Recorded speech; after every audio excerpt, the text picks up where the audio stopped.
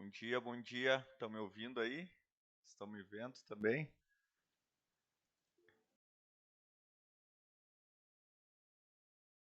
Show de bola.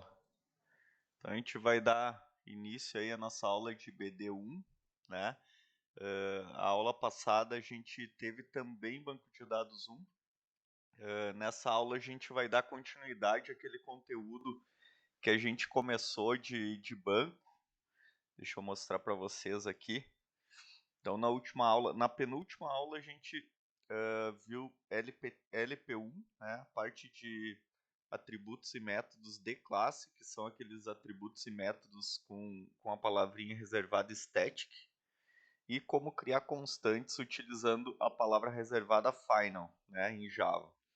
Então, na última aula, a gente viu o BD1, né? BD1 eu passei uma orientação, vou aumentar um pouquinho aqui para vocês. Passei umas orientações sobre o projeto integrador e a gente teve uma introdução sobre o modelo lógico, né? Lembrando, o que é o modelo lógico? O modelo lógico, deixa eu abrir aqui os slides para vocês. O modelo lógico é um modelo que vem depois da modelagem conceitual e que ela serve para especificar a modelagem para algo mais próximo do tipo de banco de dados que a gente vai utilizar. Então, inicialmente, a gente cria essa modelagem conceitual, que ela é genérica para qualquer tipo de banco de dados, e depois a gente transforma ela na modelagem lógica, que é algo mais próximo do tipo de banco de dados que a gente vai utilizar. Aqui na disciplina a gente vai utilizar, a gente vai aprender as transformações da modelagem lógica referentes à abordagem relacional, ou seja, é uma abordagem que utiliza tabelas e relações entre essas tabelas, por isso abordagem relacional. Por que a gente vai aprender essa abordagem? Porque mais de 90%, 95% dos sistemas hoje são desenvolvidos utilizando uma abordagem deste tipo, né, abordagem relacional. Então, os sistemas que vocês utilizam aí, muito provavelmente no Android ou no páginas web, etc., elas provavelmente utilizam um banco de dados com abordagem relacional, ou seja, que armazena as informações que vocês cadastram em tabelas, certo? Tabelas com linhas, colunas e assim por diante. Então, a modelagem lógica ela vem para transformar esse modelo genérico, que é o conceitual, em algo mais aproximado do que vai ser o nosso banco de dados, certo? Então a gente aprende aqui, a gente viu na última aula uma revisão sobre abordagem relacional. Na verdade, eu já tinha falado sobre abordagem relacional, mas a gente detalhou um pouquinho mais a abordagem relacional, como é que ela funciona, né? Ela funciona através de tabelas. Essas tabelas elas possuem linhas e colunas. O nome delas tem que ser único, não pode ter duas tabelas com o mesmo nome. E de preferência nomes no singular, né? Nomes curtos e no singular, né? Então a gente dá o nome de registro quando a gente tem uma linha inteira da tabela, ou seja, um conjunto de informações. Notem que aqui a gente tem uma, duas, três, quatro informações para uma única linha da tabela, certo? A informação do número de matrícula do aluno, o nome do aluno, o sexo e o telefone, certo? Então aqui nessa tabela a gente tem 5 registros, 5 linhas, são sinônimos, linhas e registros, tá? A gente também chama essas linhas de tuplas em alguns momentos, tá? Também é sinônimo de registro. Fazendo só uma revisãozinha rápida aqui, tá, pessoal? E depois a gente dá seguimento ao conteúdo aí. A gente viu também o que é uma chave primária. Então, uma chave primária é uma coluna que nunca vai se repetir o mesmo valor dentro daquela coluna. Ou seja, se o número de matrícula ele nunca se repete aqui, eu posso escolher ele como chave primária. Porque eu posso ter mais de uma coluna que nunca vai se repetir um valor. Por exemplo, o número de matrícula e digamos que aqui é o telefone pessoal, o smartphone, né? O celular. Então, digamos que aqui nunca vai se repetir e aqui nunca vai se repetir. Só que não quer dizer que as duas sejam chave primária. A gente vai ter que escolher uma das colunas que possuem valores únicos como a chave primária da tabela. Nesse caso aqui, a melhor opção seria escolher o número de matrícula. Por quê? Porque o telefone ele é um conjunto de caracteres, não é um numérico, é uma string. Olha só, armazeno parênteses aqui. E como o ideal é que toda chave primária ela seja um numérico, um inteiro, né? Com o menor valor inicial possível. Tá? Então aqui no caso, o número de matrícula. A gente viu que é chave estrangeira. Chave estrangeira é uma chave, como o nome já diz, é uma chave que não pertence àquela tabela, né? Mas ela está ali para poder criar um relacionamento, ou de grau 1 para n, ou de grau 1 para 1. Né? E a gente viu que é chave alternativa. Chave alternativa é uma coluna da tabela única que não foi escolhida como chave primária e não é uma chave estrangeira. Aí sim é uma chave alternativa. Neste caso dessa tabela aqui, se a gente tivesse escolhido o número da matrícula como chave primária, o telefone seria uma chave alternativa, porque ele também é único, não vai se repetir dois valores aqui, mas ele não é chave primária e também não é uma chave estrangeira. Certo? Então, uma revisãozinha bem rápida aí do que a gente viu na última aula sobre abordagem relacional.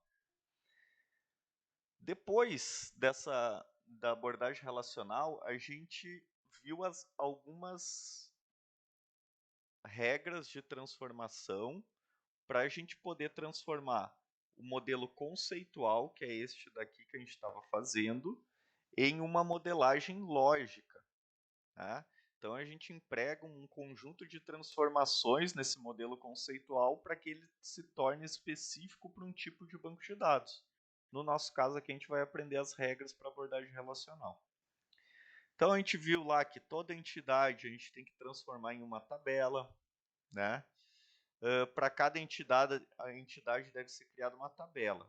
Cada atributo da entidade é definido como uma coluna da tabela, né? Então, por exemplo, se a gente tinha aqui a entidade empregado com os atributos CPF, nome e idade, a gente transformaria numa tabela. Como que a gente vai representar essa tabela? Tem duas formas de representar essa tabela, tá? Tem a forma gráfica, que a gente não vai ver aqui, eu vou mostrar só mais para frente, lá pelo BR Modelo, mas porque ele é mais complicado de desenhar e vocês representarem, tá? Aplicar essas regras.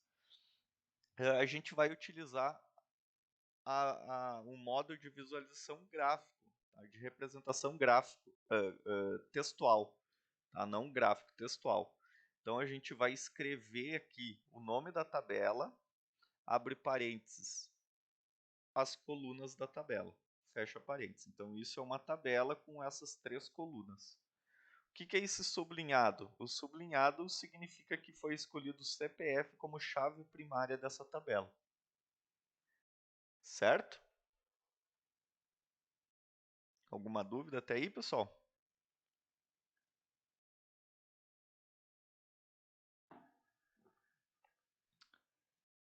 Nenhuma dúvida? Show de bola. Então, qual outra regra de transformação que a gente viu? A gente viu que atributos multivalorados, ou seja, aqueles que têm os parentes aqui que a gente pode armazenar mais de um telefone, por exemplo, no mínimo 1 e no máximo 3, a gente tem regras próprias para transformar esse cara. Então a gente não transforma da mesma forma que os outros atributos aqui. Tem duas soluções para o atributo multivalorado. Uma é criar uma nova tabela para esse cara e relacionar com a tabela empregado. Essa é a solução 1. Então, por exemplo, a gente tem aqui a regra 1 lá. Pega a entidade empregado, transforma numa tabela. Está aqui, ó, essa primeira linha. Ah, ele tem um atributo multivalorado? A gente pode aplicar essa solução 1, que é transforma esse cara em uma tabela. Armazena o que precisa armazenar dele, né, que é o número. Uma coisa que você tem que lembrar, a tabela, por si só, ela não armazena nada. Quem armazena são os atributos que estão dentro da tabela. Então, vocês têm que colocar o número do telefone como um atributo, porque é no número do telefone que a gente vai armazenar o valor. Tá? Eu vejo alguns alunos, às vezes, que colocam o nome da tabela como telefone e daí coloca só uma chave primária aqui, qualquer, e não coloca o número. Mas é no atributo que a gente armazena as informações. Certo? É na coluna. Então, aqui nesse caso, ó, eu criei uma tabela telefone, coloquei uma coluna, um atributo da tabela como sendo número. Como o número é único, eu já usei ele como chave primária, notem que está sublinhado. E eu tenho que relacionar esse número que vai ser armazenado em outra tabela com quem é dono desse número, ou seja, o empregado. Como que a gente faz isso? A gente cria uma chave estrangeira dessa tabela telefone com a tabela empregado. Como que eu faço isso? Eu vejo qual é o nome da chave primária do empregado, que é CPF, e coloco aqui na tabela telefone com esse símbolozinho de hashtag aqui. Certo? Entenderam? Então, toda vez que a gente armazenar um telefone, a gente vai colocar o número do telefone, vírgula, o CPF de quem é do empregado dono do telefone. Ah, eu quero saber qual é o empregado com esse CPF, daí a gente vem na tabela empregado, acha o CPF, acha o nome, acha a idade desse empregado. Tranquilo até aí?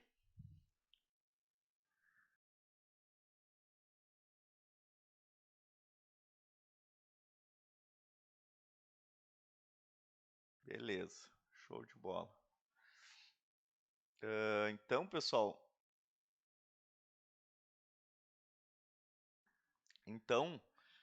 outra regra, qual que é a solução 2 dos atributos multivalorados? A solução 2 é a seguinte, ela serve apenas quando o número máximo do atributo multivalorado for fixa, ou seja, não for n. Se fosse n aqui, a gente teria que aplicar a solução 1, tá?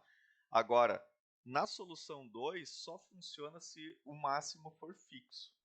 A solução 1 eu posso aplicar tanto se for fixo como se for n, certo? A solução 2 só se for fixo. Qual é a solução 2? A gente pega o número máximo de telefones que pode ter e cria esse número de colunas aqui na tabela empregado. Por exemplo, número máximo 3 telefones, então eu crio na própria tabela empregado, eu coloco todos os atributos mais 3 telefones.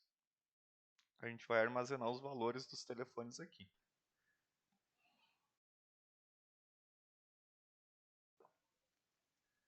Lembrando, qual é a vantagem de utilizar essa solução? A rapidez de desenvolvimento depois. Então, deixa menos complexo o banco, é mais rápido de desenvolver o software, porque a gente tem uma tabela a menos aqui, né? Qual é a desvantagem? Ela serve apenas para valores fixos, né? Se futuramente o nosso cliente disser, não, olha só, agora eu quero que o software possa armazenar quantos telefones o usuário quiser, o empregado quiser. Não quero que limite só a 3. Aí vai nos ferrar aqui, porque a gente vai ter que mexer no banco. E toda alteração no banco depois de um sistema funcionando, é um retrabalho muito grande, tá? Dá para fazer? Dá, mas dá bastante trabalho.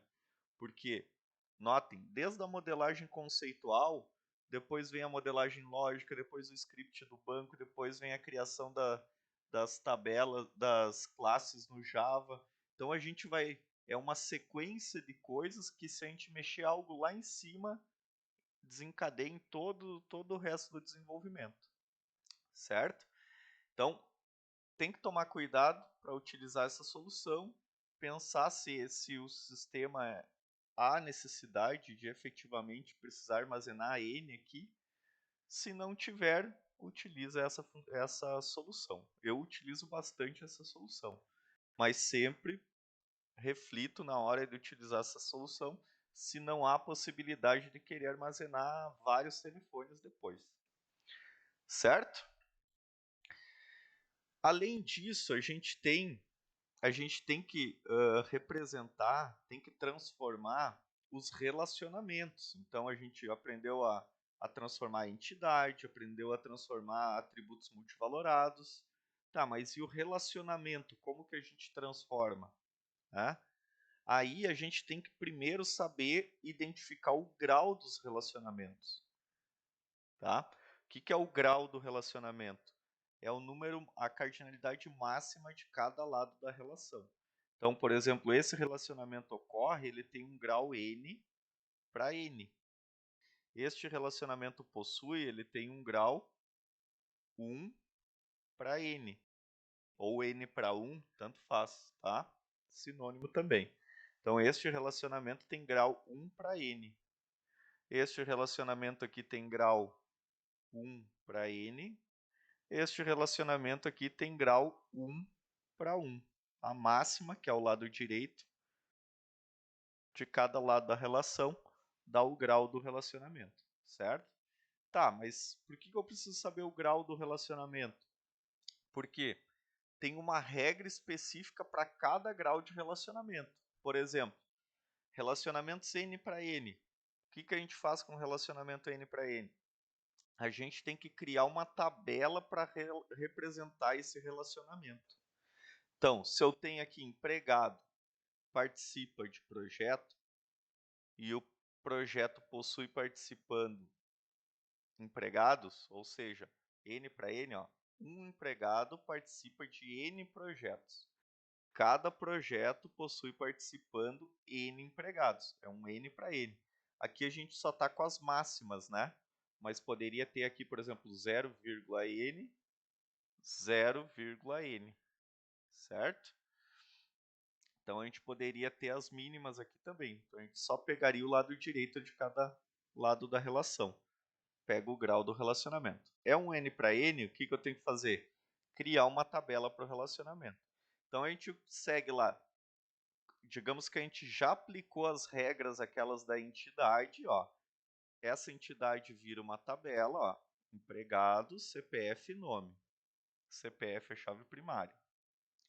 Projeto, código, nome. Então é aquela primeira regra que eu mostrei para vocês. Beleza, cheguei no relacionamento, o que eu tenho que fazer no relacionamento?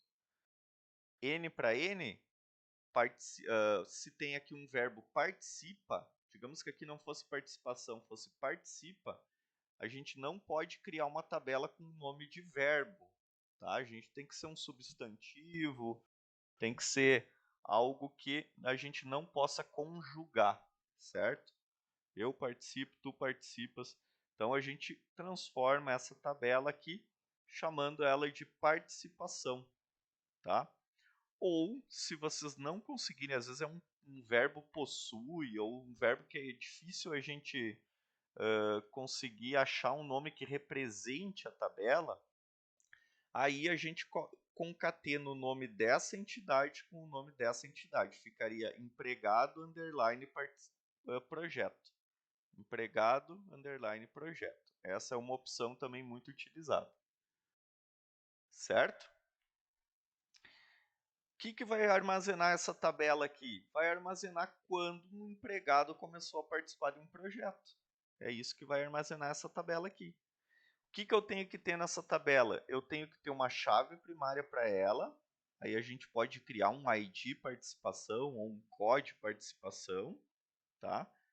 A gente pode criar e, obrigatoriamente, duas chaves estrangeiras.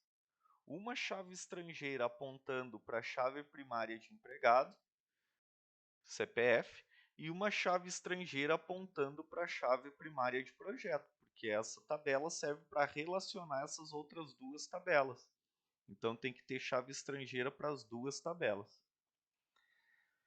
Entenderam? Alguma dúvida aí?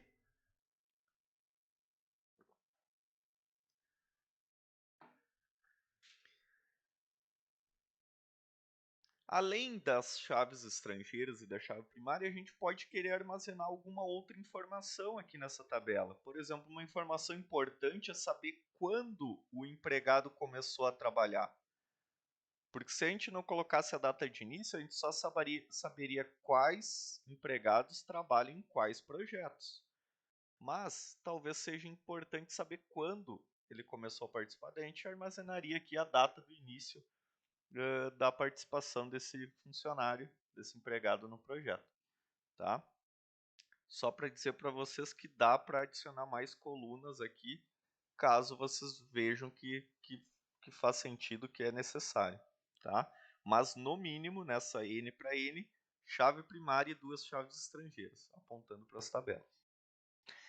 Essa é a solução para o relacionamento de grau N para N. O que a gente faz no relacionamento de grau 1 para N? A gente faz as mesmas, mantém lá, digamos que a gente tem esse modelo aqui. A gente aplica aquela primeira regra que empregado vira tabela, CPF vira chave primária, o nome vira o nome aqui do empregado, tá? Faz a mesma coisa para o departamento. Esqueça isso daqui por enquanto. Faz a mesma coisa para o departamento. O departamento vira uma tabela com o código chave primária, o nome vira também uma coluna aqui, tá?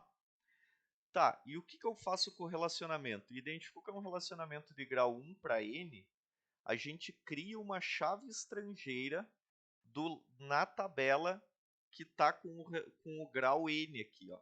Então, se o N está do lado do empregado, no empregado a gente cria uma chave estrangeira para o departamento. Entenderam?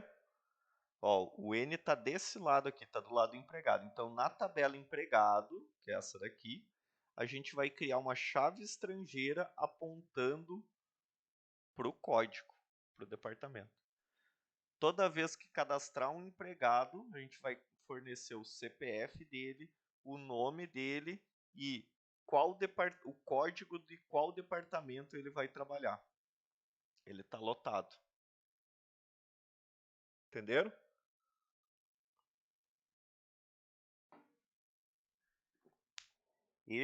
Essa é a única solução para o 1 para N. É o mais simples de transformar, tá? Ó, pega 1 para N, o lado onde está o N cria uma chave estrangeira para outra tabela, tá? É a mais simples. A segunda mais simples é criar a tabela aqui. Depende, isso é meio dúbio, porque aqui a gente tem outras soluções, olha só. No 1 para 1, num relacionamento 1 para 1, a gente tem duas soluções, por isso que eu acho que o N para N é mais fácil do que o 1 para 1, tá? Porque no 1 para 1 a gente vai ter que avaliar qual solução a gente vai utilizar. No N para N só tem uma solução, criar a tabela do relacionamento. Do 1 para N só tem uma solução, criar a chave estrangeira para outra tabela. Tá, e no 1 para 1, a mesma coisa que o multivalorado lá, a gente tem duas soluções. Ó, solução 1, a gente faz uma fusão entre as duas entidades em uma só. Porque como eles possuem um grau 1 para 1, a gente pode juntar tudo o que está nas duas em uma só tabela. Certo? Essa é uma possibilidade. Então, digamos que a gente tem aqui conferência, que é como se fosse um evento, tá? Um evento científico. A gente tem uma organização aqui, por exemplo, o melhor seria organiza, né? A comissão organiza a conferência. A comissão de organização desse evento, tá? Então, uma comissão organiza um evento. Cada evento é de uma comissão. Normalmente a comissão é criada para um evento específico. Não é uma comissão que organiza eventos, certo? É igual acontece na gincana ali do IF. A comissão é criada para aquele evento, para desenvolver aquele evento. Então, um grau 1 para 1, certo? O que eu faria? Eu não criaria as duas, tá? Se eu usar essa solução, eu uniria as duas em uma só. O que eu faria então? Escolheria aqui qual o nome que eu iria utilizar. A gente poderia colocar conferência underline comissão, ou poderia só colocar conferência. Eu prefiro colocar o nome da entidade de maior relevância, no caso, a conferência, ela possui uma comissão organizadora, né? Então, coloco o nome de conferência aqui como a tabela. Coloco os atributos da conferência e também os atributos da comissão. Ó, fica tudo na mesma tabela. Entenderam a solução aí?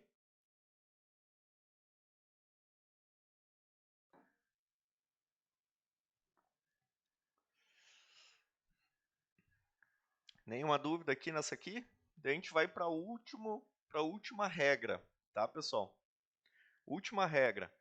Mesmo 1 para 1. O que a gente faz nessa solução 2? Na solução 2, a gente tem a mesma situação. O que eu poderia fazer? Eu mantenho as duas entidades, ó, crio a conferência com sigla, poderia ser a sigla chave primária, que eu criei o ID, tá? Criei um ID para ela. Sigla, nome, aqui ficou some, é nome, né? Aí não. Deixa eu habilitar a edição aqui.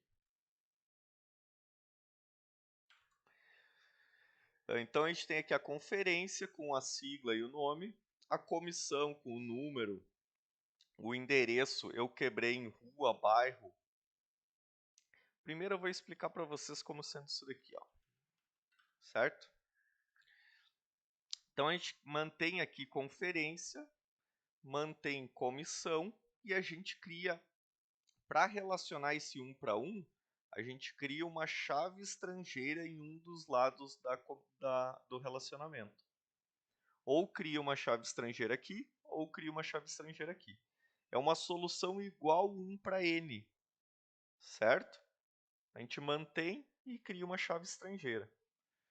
Tá, mas qual lado eu crio a chave estrangeira? Essa é uma dúvida, tá? E o que vai mudar para o usuário eu criar uma chave estrangeira desse lado ou desse lado, tá? Você tem que pensar o seguinte: a tabela que possui a chave estrangeira significa que quando a gente for cadastrar uma comissão, já tem que ter uma conferência cadastrada, porque a gente vai usar o ID da conferência que já está armazenada lá no sistema, certo? Então, se eu colocar a chave estrangeira em comissão, significa que o usuário vai ter que antes cadastrar a conferência e depois a comissão, certo? Se eu pegar e colocar a chave estrangeira em conferência, apontando para o número da comissão, significa que antes do usuário poder cadastrar a conferência no sistema, ele vai ter que primeiro cadastrar a comissão, para depois cadastrar a conferência, porque a conferência daí teria uma chave estrangeira para a comissão. Conseguiram entender? Ou expliquei muito rápido?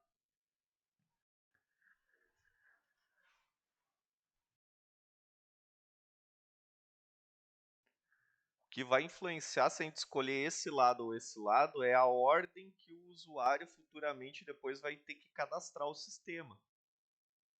Certo?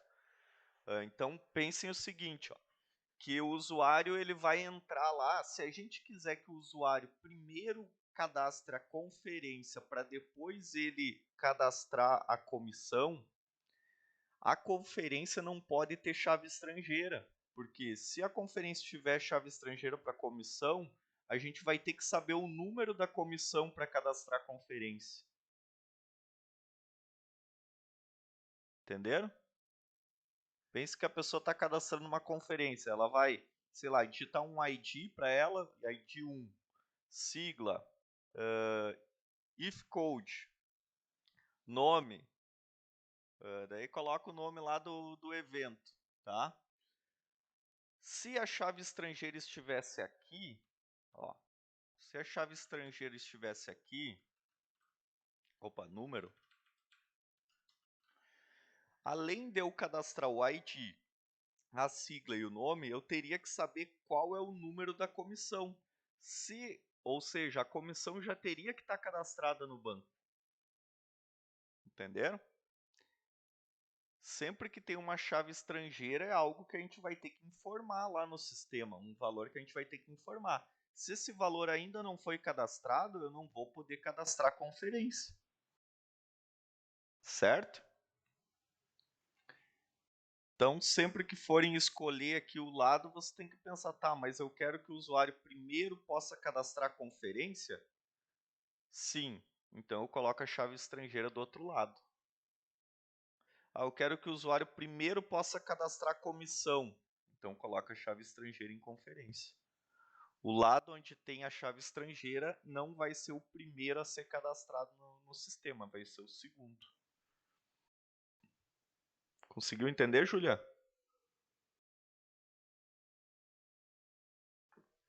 Tá? Então, é o único detalhe aí, certo? O único detalhe de onde escolher onde está a chave estrangeira. Qual é a vantagem, qual é o recomendado dessa solução, tá? Notem que ela é uma solução. Tá, mas por que eu vou usar uma solução que mantém duas tabelas, sendo que eu posso usar essa daqui que junta em uma só e é mais rápido de implementar? Porque, em algumas situações, essas entidades vão ter vários outros relacionamentos. Imaginem que a entidade conferência tivesse 10 relacionamentos aqui. E essa daqui também tivesse vários outros relacionamentos. Para juntar, a gente teria que fazer uma única tabela que teria 20 relacionamentos. 10 que estava aqui e 10 que estava aqui, porque a gente tem que manter os relacionamentos dessas entidades. Entenderam? Então, em situações onde as duas entidades possuem outros relacionamentos, às vezes é melhor manter elas ali, certo? E colocar a chave estrangeira em uma delas. Agora, se a conferência tem 10 relacionamentos e comissão não tem nenhum relacionamento, eu puxo aqui a comissão para dentro da conferência e uso a solução 1. Entenderam?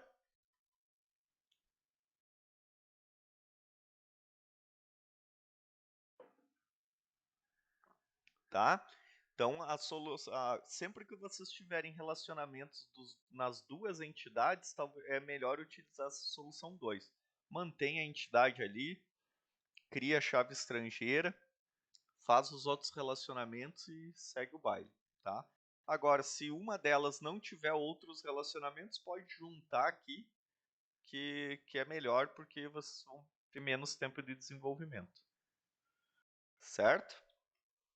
Essas são as regras que a gente viu na última aula, tá? A gente levou aí meia hora e 40 minutos para fazer uma revisão completa, tá? Da última aula. O que a gente vai fazer hoje, tá, pessoal?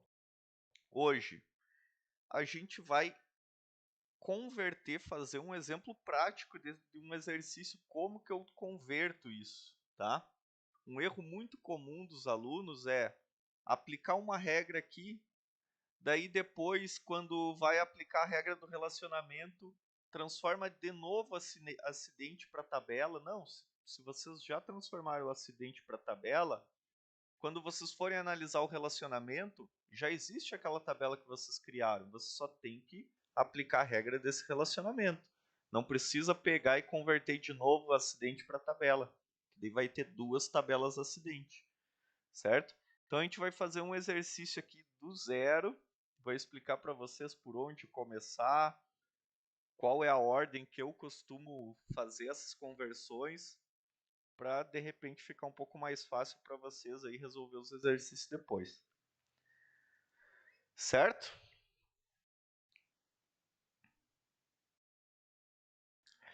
Então, antes disso, pessoal, antes da gente fazer esse exercício aqui, né, eu sei que eu falei muito rápido em pouco tempo aí para fazer a revisão. Para vocês darem uma descansada na cabeça, eu não vou fazer agora esse exercício. Eu vou comentar algumas coisas com vocês aqui do Moodle, tá? Na aula de hoje, notem que eu coloquei uma lista de exercícios 2 aqui, tá? Que vai ser uma lista que vocês têm aí uns 10 dias para fazer. Não lembro para que dia que eu coloquei. O dia 11, ó. Tem 12 dias para vocês fazerem. Acho que são 5 exercícios, 7 exercícios, ó. Que eu dou a modelagem conceitual para vocês. E vocês vão ter que aplicar aquelas regrinhas para converter isso em uma modelagem lógica. Mesma coisa aqui para o exercício 2, outra modelagem conceitual. Exercício 3, outra modelagem conceitual. E assim por diante. Tá? Notem que os 5 e os 5 e os 7 são os que mais têm entidades aqui. Eu acho que o 4 e o 5 tem mais ou menos a mesma quantia. O 5 acho que tem mais 1, 2, 3, 4, 5, 6. 1, 2, 3, 4, 5. O 5 e o 7 são os que mais têm entidades aí. Esse 7 aqui foi o TCC de uma aluna que se formou em 2015, tá? Priscila. Então, vocês têm que converter esse modelo conceitual no modelo lógico aplicando aquelas regrinhas, tá? A gente vai fazer então um exercício do zero hoje para vocês verem como começar aqui, tá? E não tem mistério. Para cada situação, vai lá no slide, olha qual é a regra e aplica a regra, tá? Além disso, da lista, eu coloquei aqui uns exemplos de TCCs de anos anteriores. Eu acredito que vários de vocês têm uma curiosidade aí de saber como são os TCCs lá no quarto ano, gostariam de ver alguns exemplos, o que tem lá nesses TCCs, além da implementação. Então eu coloquei aqui criei uma pastinha no Drive para vocês, e eu coloquei 7 exemplos de TCCs que foram desenvolvidos aí no IF, certo? Acho que todos eles, ou a maioria deles, eu orientei. Esses aqui são os que eu orientei, tá? São bons exemplos de TCC aí. Tem o Fênix, da Alexia e da Paulinha, que foi feito em 2018. A visualização de dados de saúde para dispositivos móveis, que é do Marcelo e da Alessandra.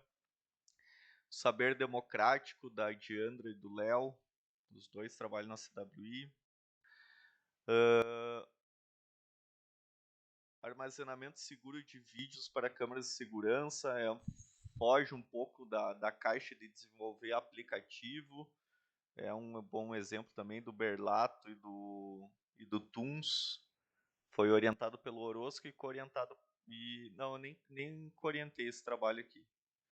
Tá, esse daqui foi o Orozco que orientou. Coloquei aqui para vocês porque ele é um pouco diferente da maioria dos TCCs no sentido de pesquisar dentro de algo da área da computação, que é blockchain, tá?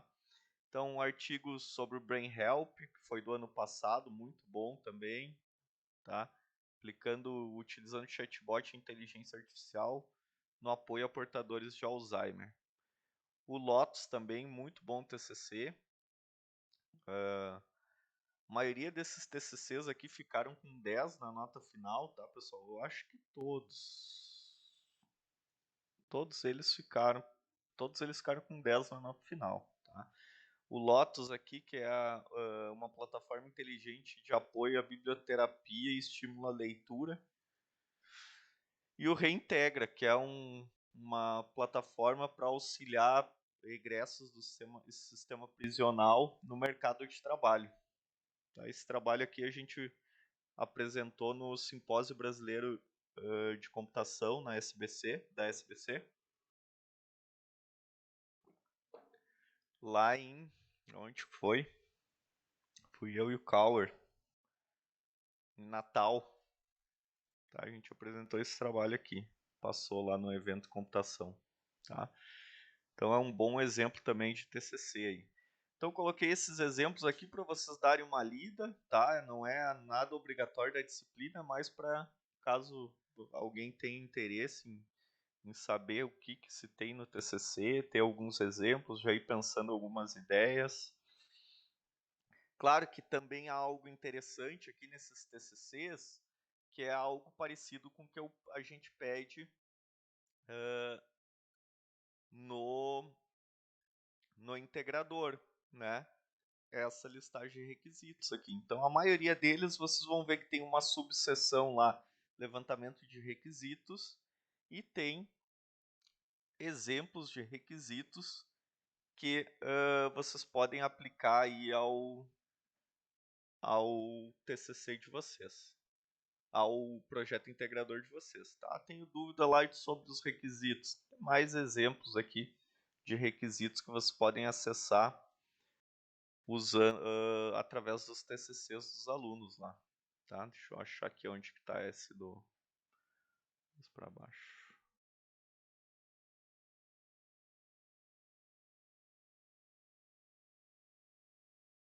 Ó, aqui tem a listagem de requisitos, ó, levantamento de requisitos. Requisito 1, permitir o usuário médico cadastro no sistema. Requisito funcional 2, permitir o usuário paciente o cadastro no sistema. Requisito funcional 3, permitir ao médico a edição de perfil. Permitir ao usuário, paciente, edição de perfil. E assim por diante. Certo? Então aqui mais um exemplinho, alguns exemplos aí dos requisitos funcionais. Também tem exemplinho do resumo do projeto, né? Claro que não se espera que vocês façam um resumo tão completo aqui do projeto integrador quanto esse dos TCCs, né? Pode ser algo mais simples, mas você pode se basear aí se tiver com dificuldade na escrita lá do resumo, ó. Então, quase todos os trabalhos têm um resumo no começo aqui, explicando o trabalho, ó. Tá?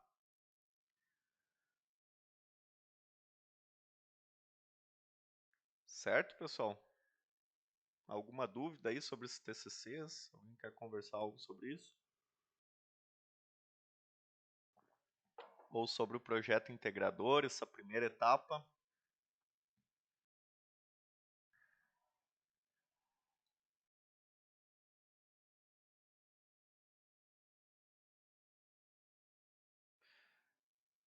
Quando começa, já começou o integrador. Na verdade, a gente tem aqui, ó, na última aula, eu passei exemplos de resumo e listagem de requisitos para vocês, né? E coloquei também aqui uma área só sobre o projeto integrador, ó. Aqui, nessa área inicial aqui,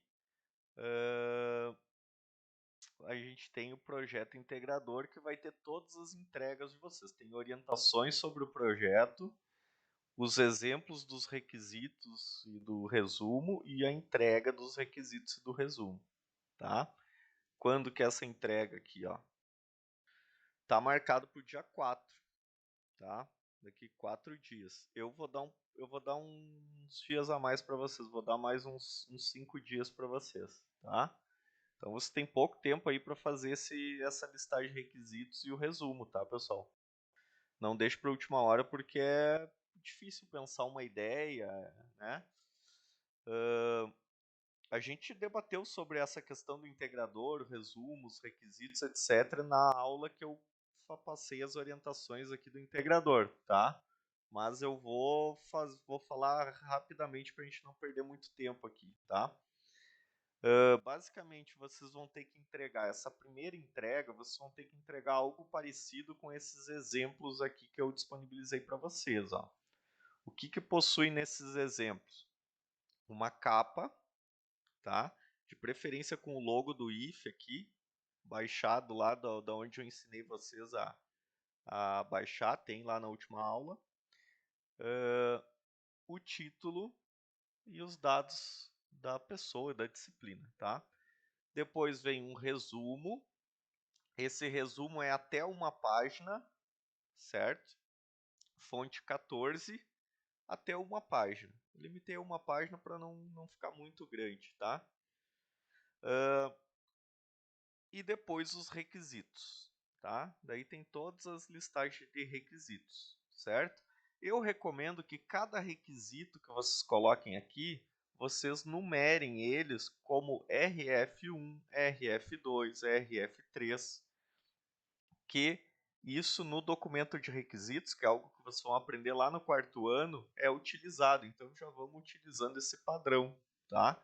Então, requisito funcional 1, permitir ao usuário estudante o cadastro no sistema. Requisito funcional 2, permitir ao usuário estudante o login no sistema. O login no sistema seria autenticar no sistema, não é só o login, é login e senha, né? Então, autenticar no sistema. Requisito funcional 3, permitir ao usuário estudante a atualização de suas informações, ou editar o seu perfil, poderia ser também, tá? E assim por diante, tá? Algumas dicas que eu dou para vocês, tá, pessoal? Respondendo o Juan ali, ó. Os requisitos são todas as funcionalidades que o integrador pode fazer? Exatamente. Cada requisito funcional é uma função, uma funcionalidade que vai ter dentro do aplicativo, do site, né, do software em si. Certo? Então, cada requisito é uma funcionalidade que vai estar disponível para algum dos usuários, certo? Pode ser que seja só um usuário, pode ser que seja mais de um. Por exemplo, a Camille aqui, ela colocou 2 tipos de usuário, ó, cliente e esteticista, certo? Algumas coisas que eu recomendo para vocês, então, tá? Anotem bem essas dicas, certo? Primeira dica, utilize o RF1, RF2 e assim por diante. Dica 2, usem sempre um verbo permitir ao usuário, mostrar um contador, permitir a visualização. Sempre um verbo para começar o requisito, tá?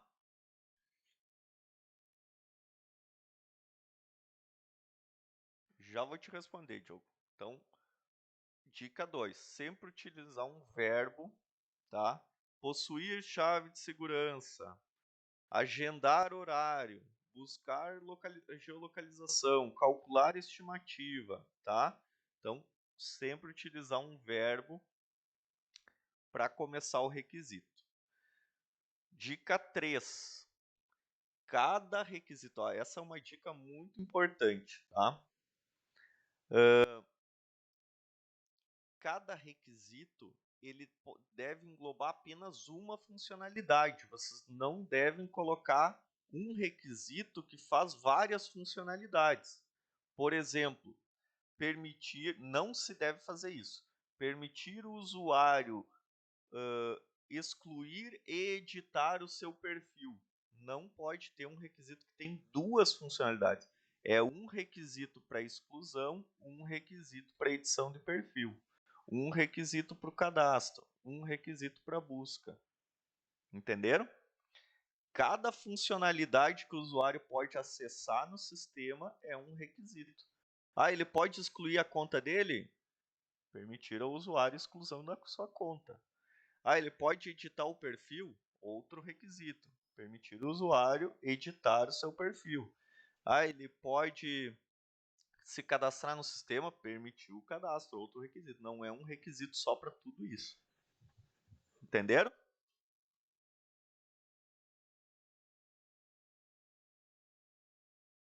Certo?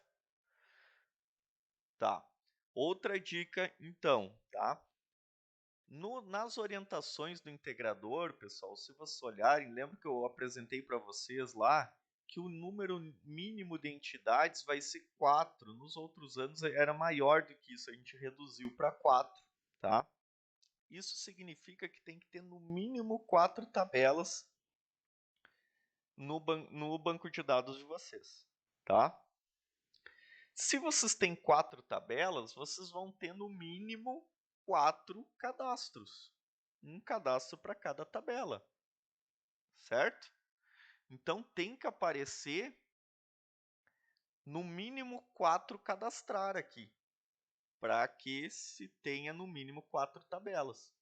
Claro que tem umas situações onde às vezes vocês vão ter 3 entidades na modelagem conceitual e tem um relacionamento N para N. Esse relacionamento N para N vai virar uma tabela, uma quarta tabela. Aí sim vai estar no requisito mínimo do projeto e talvez vocês não tenham um cadastrar aqui para esse relacionamento, certo? Mas então essa dica é, cada entidade ou cada coisa que vocês pretendem armazenar lá, vocês vão ter que ter um cadastrar aqui, certo? Tentem fazer no mínimo 4 cadastrar. Entenderam a dica?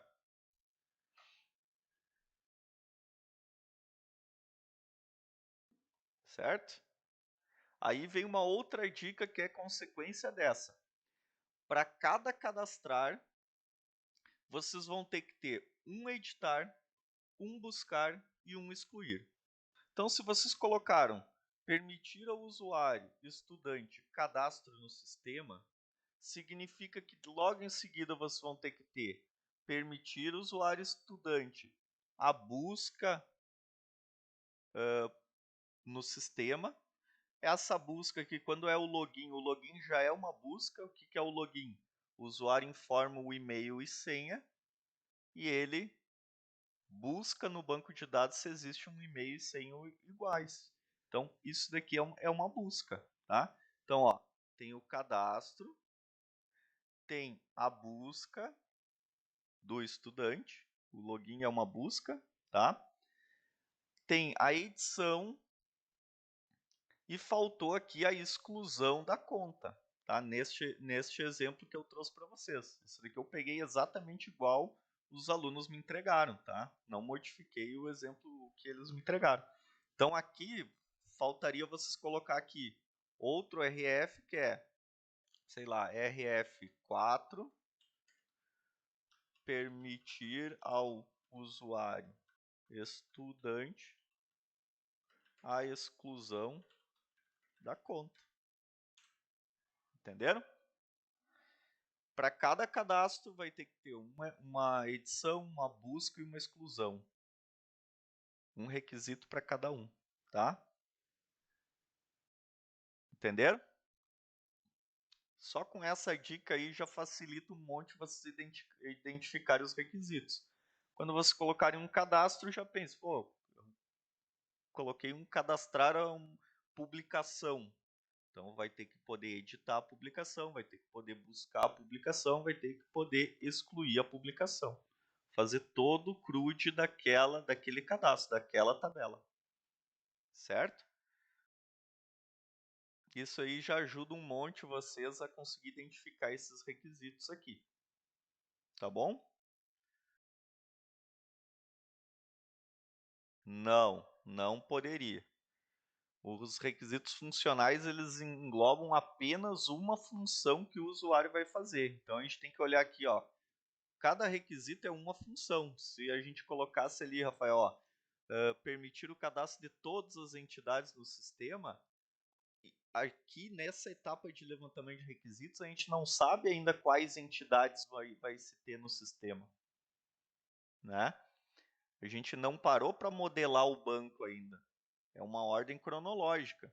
O levantamento de requisitos sempre vem antes da modelagem do banco.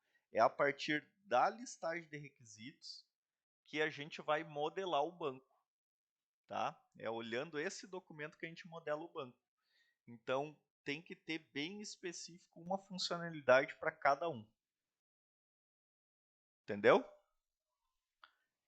Isso não é algo que eu, Rodrigo Remor Chato, estou fazendo. Isso é uma regra do levantamento de requisitos que é aplicado mundialmente em todo o desenvolvimento de software. Tá? Todo requisito ele é o único para cada funcionalidade e a gente tem que, para cada... Nem todos os softwares a gente precisa ter a edição, exclusão de todos os cadastros. Mas essa é uma regra do nosso integrador, tá? Para a gente conseguir colocar um mínimo ali, eu especifiquei 4 entidades e essas 4 entidades têm que ter todo o CRUD, ó. O trabalho deve conter cadastro, edição, consulta e exclusão de todas as instâncias das entidades do sistema, tá? De todas as tabelas, certo? Respondendo agora, uma pergunta ficou para trás do Diogo, acho. Deixa eu dar uma olhadinha. E se acabarmos pensando em outro requisito que não estava nessa lista até o desenvolvimento do integrador? Uma pergunta boa, Diogo, tá? Digamos se vocês vão montar esse resumo e listagem de requisitos para agora, para entregar, sei lá, dia 10, 11, tá? Eu vou dar mais um prazo para vocês. Tá. E se depois da entrega desses requisitos vocês pensarem em novas funcionalidades, o que vocês fazem? Vocês podem adicionar essas funcionalidades. Vocês vão pegar esse requisito, essa listagem de requisitos, vão adicionar e alterar. Vocês podem alterar isso. Só que eu vou avaliar inicialmente o que vocês me entregaram até o dia 11. Tá? Então tentem fazer o melhor possível, porque eu vou avaliar o que foi entregado até o dia 11. Só que depois a gente vai ter várias entregas, tá, pessoal? Eu vou disponibilizar um documento para vocês. Deixa eu ver se eu acho esse documento aqui. Vou disponibilizar um documento para vocês. Que perfil que eu tô aqui? Eu vou disponibilizar um documento para vocês com...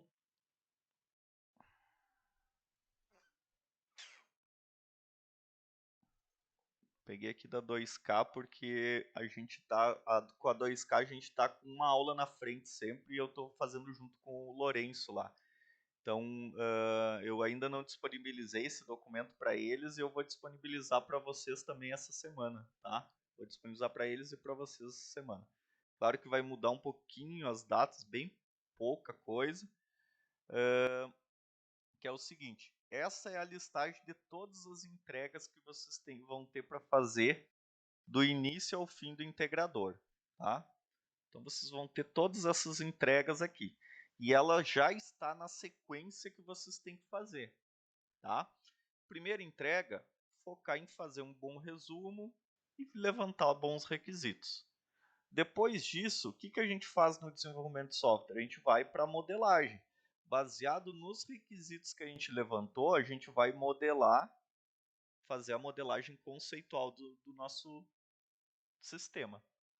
Aí é a segunda entrega que vocês vão ter. Depois que vocês modelaram o sistema, vocês vão converter essa modelagem conceitual numa modelagem lógica, certo? Que é o que a gente está aprendendo na disciplina. E aí, e assim por diante. Daí a gente vai para as outras entregas. Aqui o pacote com código das entidades. Então vocês vão criar lá no Java, vão criar um pacote entidades e vão criar as classes Java que representam essas tabelas que vocês identificaram aqui na modelagem lógica. É outra entrega. E assim por diante.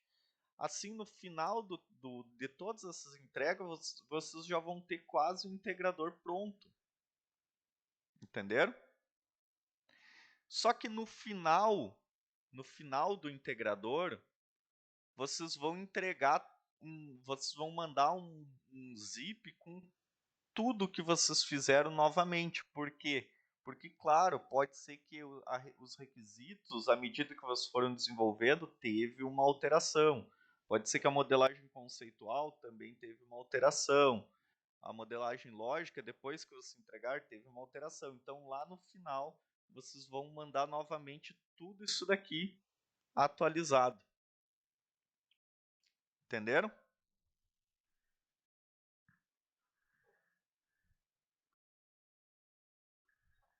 Tá? Então, vocês vão poder alterar, tá? Não vai ficar restrito a só o que vocês entregaram, mas eu vou ter que avaliar, para cada entrega, eu vou avaliar o que vocês fizeram parcialmente, tá? E depois, lá no final, vocês vão entregar tudo isso daqui novamente atualizado, e daí eu vou avaliar novamente. Tá bom?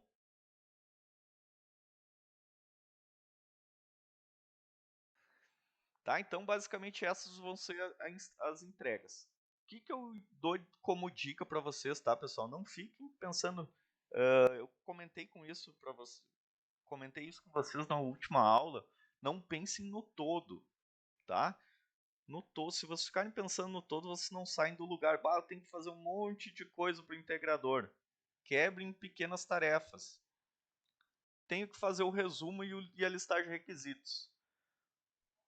Como que eu consigo quebrar essa tarefa em pequenas tarefas? Primeiro passo, achar uma dupla. Então, foque em achar uma dupla. Segundo passo, pensar numa ideia de projeto. Terceiro passo, escrever o resumo dessa ideia que vocês pensaram. Último passo, levantar as funcionalidades que ela teria. Tá? Então, quebrem em pequenos passos e vão resolvendo um a um. Quando vocês menos esperarem, vocês já fizeram aquela atividade. Tá? Então, não tentem pensar no todo. Peguem peguem cada uma dessas tarefas que vocês têm e tentem quebrar elas em pequenos passos que vocês podem fazer para completar ela. Vocês vão ver que vai render bem mais, tá? Se a gente, eu tenho que escrever um resumo e a listagem de requisitos, daí a pessoa ou não começa nem a listagem nem o resumo e nem acha uma dupla. Então, quebrando em pequenos passos aí, vocês vão resolver bem mais rápido essas atividades aqui. Beleza? Mais alguma dúvida aí sobre o integrador? Essa planilha aqui eu vou disponibilizar para vocês hoje ou amanhã, tá?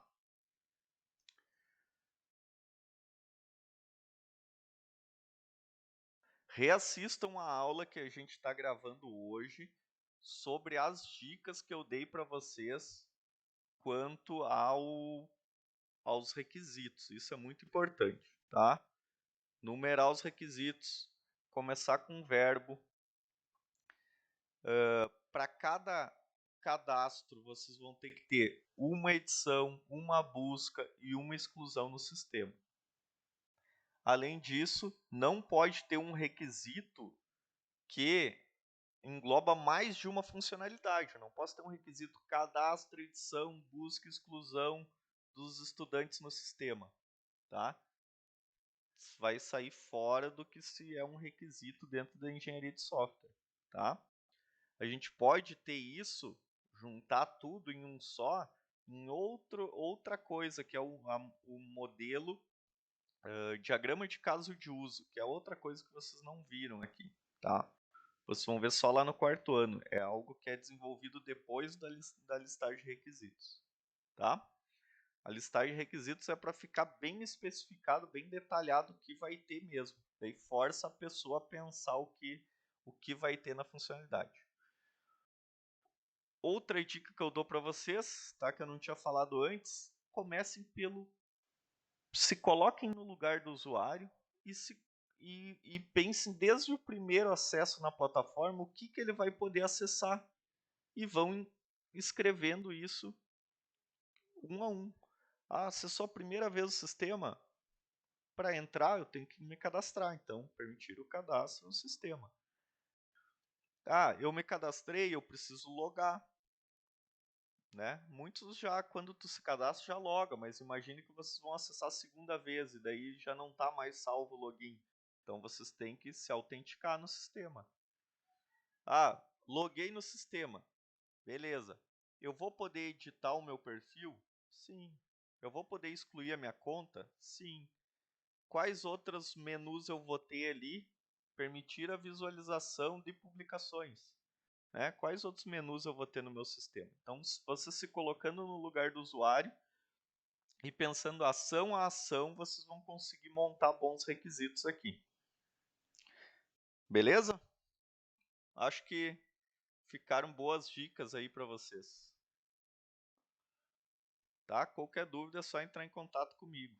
Tá, pessoal? Vamos lá para o nosso exercício, então. Tá? Voltando aqui, então. Ó. Deixa eu achar.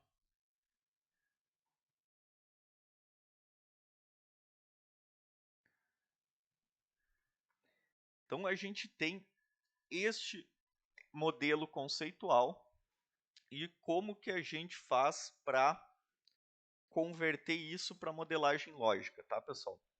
Primeiro passo é saber por onde começar, tá? A gente não começa pelos relacionamentos, tá? Porque para a gente mapear o relacionamento, a gente precisa que as entidades já estejam como tabelas, né? Porque a gente vai ter que criar uma chave estrangeira para cá, outra chave estrangeira para lá.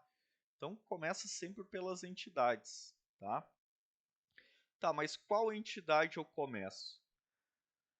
Eu costumo começar pelas entidades sempre que tem menos relacionamentos, tá? Então, se eu tenho uma entidade aqui que só tem um relacionamento, eu vou começar por ela. Neste caso aqui, não vai nos adiantar, porque todas têm 2 relacionamentos. Ó. Tá vendo? Se acidente tivesse só um relacionamento, eu começaria por acidente, mas não é o caso. Tá, mas nesse caso, então, todas têm 2 relacionamentos. Por qual eu começo? Eu vou começar me colocando no lugar do cliente, tá? Então, eu vou começar modelando o cliente, tá? Então, o cliente ou o usuário, tentem achar uma entidade ali que talvez seja a primeira a ser cadastrada no sistema, tá? Então, neste caso aqui, o cliente, tá? O que eu faço aqui? Vocês vão fazer o seguinte, ó. Vocês vão criar um documento de texto, pode ser no Word, tá? De preferência no Word. Depois vocês reaproveitam aí para criar uma capinha e entregar o trabalho lá na lista, tá? E vocês vão fazer no próprio documento de texto, tá? Ó, eu vou deixar aqui que a gente vai mapear primeiro essa entidade aqui, tá? Então, o cliente, qual que é a regra 1 ali? O que eu faço com a entidade? Regra 1, transformar em tabela, tá? Como que eu transformo em tabela? Então, a gente escreve cliente, abre parênteses, fecha parênteses. Tá, o que eu faço com os atributos da tabela? Cada atributo da entidade, o que eu faço com o atributo da entidade? Cada atributo é definido como uma coluna, menos os atributos multivalorados, certo? Então, RG, CPF, nome e senha. Nenhum é multivalorado, coloco aqui.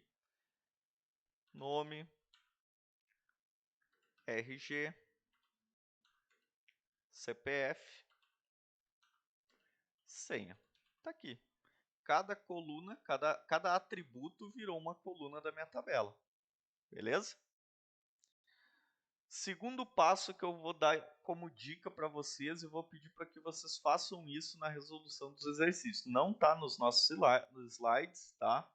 Porque não é uma obrigação fazer isso, mas é algo muito recomendado aí para quem está criando o banco de dados. Ao invés de utilizar algum atributo que já está aqui, que é um atributo que existe efetivamente no mundo real, por exemplo, RG, CPF, nome, senha, a gente vai para todas as tabelas, para cada tabela a gente vai criar um ID para essa tabela, que é um número único que a gente vai armazenar a chave primária dessa tabela, tá? Então, se eu tenho a tabela cliente, eu vou colocar como primeiro aqui ID _ cliente. e vou colocar esse cara que eu criei como chave primária da tabela. Deixa eu achar aqui onde está o sublinhado. Aqui, tá? Então, coloquei todos os atributos. Por mais que eu tivesse dois atributos que são identificadores, ou seja, são únicos, eu poderia escolher um deles como chave primária, mas não. Eu vou criar um ID para essa tabela e vou colocar ele como chave primária, tá? Estaria errado colocar o CPF como chave primária? Não. Estaria errado colocar o RG como chave primária? Não, tá? Mas, por que eu não usei esses dois? Porque muito provavelmente o CPF às vezes pode ser que seja armazenado com ponto, com traço, vai ser uma string. Talvez o RG também, né? E eu preciso, para eu garantir que aquela chave primária ela vai ser um número e vai começar em 1 e vai depois no cadastro do segundo vai ser 2, do terceiro vai ser 3, eu vou criar um ID para isso. Criei uma coluna especificamente para isso. Recomendo que vocês façam em todas as tabelas isso, tá? Se tem, a gente vai ter a tabela carro, ID underline carro, tabela acidente, ID underline acidente, e assim por diante. Entenderam? O que é esse ID aqui? Vai ser uma coluna que a gente vai armazenar um número. Vai começar em 1, depois no cadastro do segundo cliente vai ir para 2, do terceiro cliente para 3 e assim por diante. E a gente deixa os outros como colunas da tabela. Tá? O RG e o CPF são chaves alternativas. Eles não são chaves primárias, mas são únicos. Tá? Beleza, mapeei essa entidade. Agora, o que eu faço? A gente vem para outra entidade. Ou eu posso vir para endereço, ou eu posso vir para carro. Tá? Qualquer uma das situações. Vocês podem escolher. Tá? Eu vou vir para carro aqui. Beleza? Ó, vou vir aqui para carro. Certo? Então, o que a gente faz? Primeira situação, cria o carro. Cadê o carro? Opa, aqui. Cria a tabela carro. Vou criar sempre o ID e colocar ele como chave primária. Ó, sublinhado é chave primária, tá? Vou colocar todos esses atributos, vão virar colunas da minha tabela. Então, marca, modelo, ano, placa, FIP. Ó, nenhum deles é multivalorado, não tem regra própria, então viraram colunas da minha tabela carro. Beleza? Agora sim, ó, eu transformei essa entidade em tabela, agora eu vou olhar esse relacionamento entre elas. O que eu faço nesse relacionamento? Alguém lembra o que a gente faz nesse relacionamento aqui? Quando a gente acha um relacionamento? Deixa eu deixar, não vou deixar maximizado que fica melhor de aqui. O que a gente faz nesse relacionamento aí?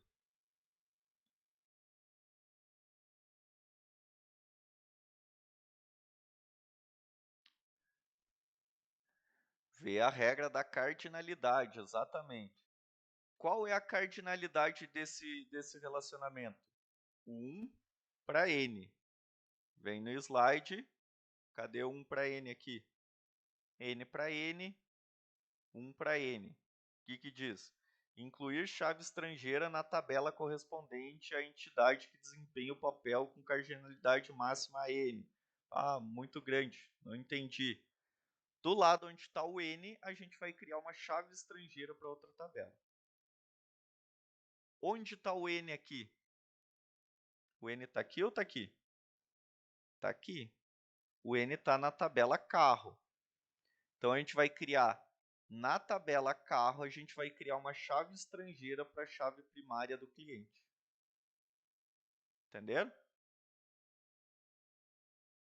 Ó, na tabela carro, eu vou colocar uma vírgula. Qual que é a chave primária do cliente? ID cliente. Então, eu vou criar uma chave estrangeira ID cliente. Certo? Estão entendendo?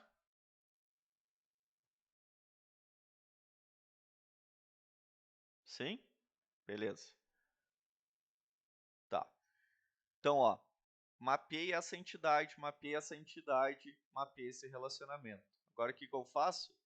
Eu venho aqui para essa outra entidade. Mapeei essa entidade, mapeei esse relacionamento, porque a gente sempre tem que ter as duas entidades criadas como tabelas para poder mapear o relacionamento. Tá? Então, eu estava em carro, já mapeei até carro. Eu vou vir para acidente e depois vou vir para esse relacionamento. Então, acidente. O que eu tenho aqui em acidente? Ó? Então, vou mapear a entidade acidente. Deixa eu reduzir aqui. A entidade acidente vai virar uma tabela. Vou manter aquela dica que eu falei para vocês, criar o ID underline acidente e colocar ele como chave primária. Certo? Sublinhado é chave primária. Certo? O que mais que tem aqui no acidente? Carro, terceiros e data. Carro, terceiros e data. Beleza, tá aqui, mapeamos o acidente. Agora eu não posso esquecer de vir no relacionamento. Qual o grau do relacionamento? Vamos ver se vocês sabem identificar o grau aí. Qual o grau desse relacionamento aqui?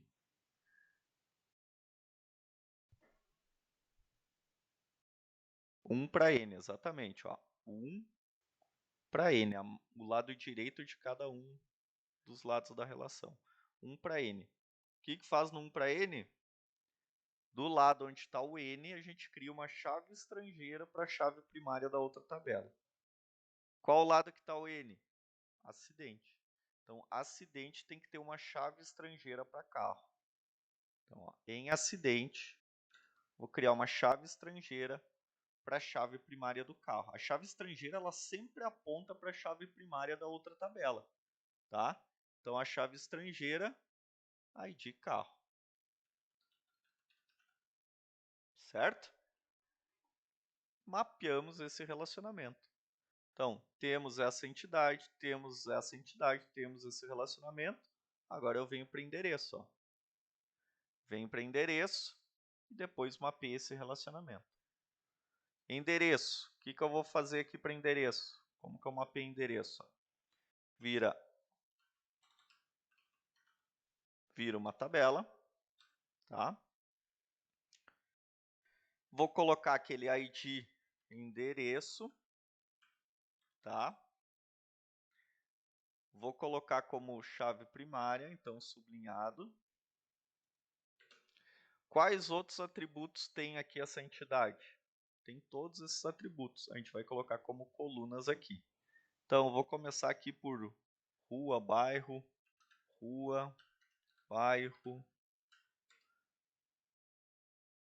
número, complemento, CEP, referência, país, estado, cidade. Uma dúvida.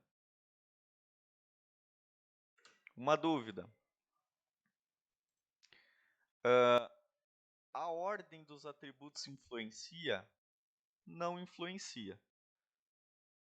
Eu recomendo que a chave primária sempre seja o primeiro, tá?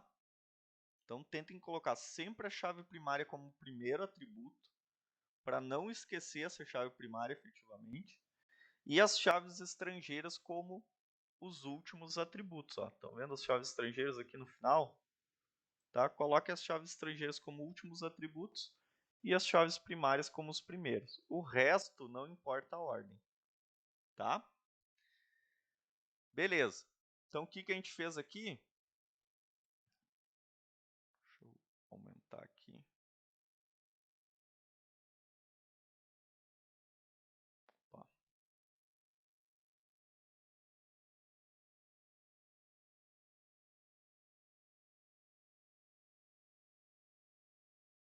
Aí. Então, o que a gente fez aqui? A gente mapeou o endereço. Do acidente a gente veio para o endereço. Falta mapear esse relacionamento. Não dá para esquecer os relacionamentos, tá? Qual o grau desse relacionamento? Me digam aí.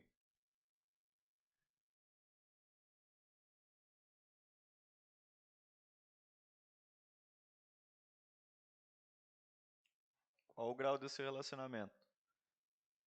N para N. Isso aí, ó. N desse lado, N desse lado. O que a gente faz com N para N? Não lembro de cabeça. Vem aqui no slide. N para N. Criar uma tabela para o relacionamento. Então, ó, o relacionamento vai virar uma tabela. A gente já tem as outras tabelas já criadas aqui. Notem que a gente também, olha só, a gente já tem acidente e endereço criado aqui, ó. Eu não crio novamente eles, tá? A gente já tem eles. Agora a gente vai criar essa tabela que relaciona o acidente e o endereço. Beleza. Qual o nome que eu dou para essa tabela? Aqui o verbo está ocorre. Eu não posso colocar ocorre aqui. Não posso colocar nome de verbo aqui. Certo? Porque a gente não sabe o que está sendo armazenado aqui. Ocorre o quê? A pessoa, quando lê a tabela, ela tem que saber qual informação está sendo armazenada naquela tabela. Tá? Então tem que ser legível isso. Tá? Então, o que eu recomendo? Ou a gente pensa algo aqui que faça sentido, que relacione o acidente ao endereço, por exemplo, local, underline acidente, né? Ou, se a gente não achar isso, uma regra bem utilizada é concatenar uma entidade, o nome de uma entidade com a outra e daí vira o nome dessa tabela. Por exemplo, vou colocar aqui, ó, endereço, underline, acidente. É o endereço que ocorreu o acidente. Certo? Então, usem essa dica. Qual o próximo passo? A chave primária. ID, underline, endereço, underline, acidente. Agora o nome da minha tabela é endereço, underline, acidente. ID, underline, acidente. ID, underline, endereço, acidente. Entenderam? Vou colocar ela como chave primária. Só colocar vírgula aqui. Ó, tem que desabilitar aqui a correção automática. Vou colocar aqui como sublinhado, certo? Está aqui o ID dessa tabela. O que o slide diz? Além de um ID para essa tabela, a gente tem que ter duas chaves estrangeiras, ó. Tá? Uma chave estrangeira para a chave primária de empregado e outra para do projeto. Quais são as entidades que a gente tem aqui? Acidente e endereço. A gente vai ter que ter uma chave estrangeira para a chave primária de endereço e uma chave estrangeira para a chave primária de acidente. Certo? Então vamos criar aqui, ó. Qual que é a chave primária de acidente? ID acidente. Então eu vou colocar aqui, hashtag ID acidente. Vírgula. Qual que é a chave primária de endereço? ID endereço. Então, hashtag ID endereço. Certo?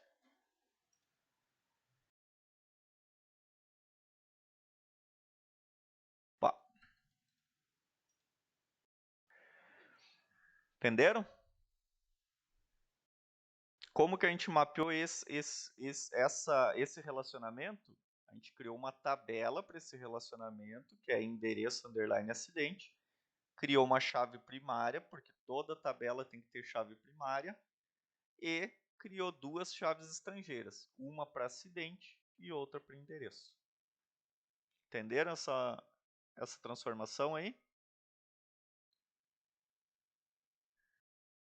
Sim? Beleza. Fizemos aqui, fizemos aqui, fizemos aqui. Vou para onde?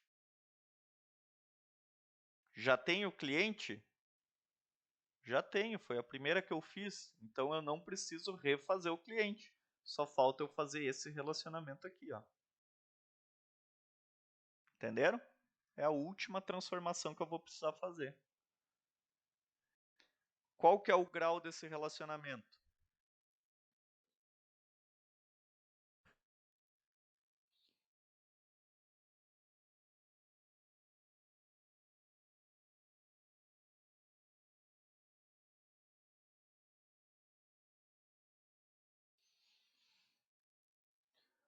Já respondo o Rafael ali. Só vou terminar aqui que é o último relacionamento para a gente modelar, tá?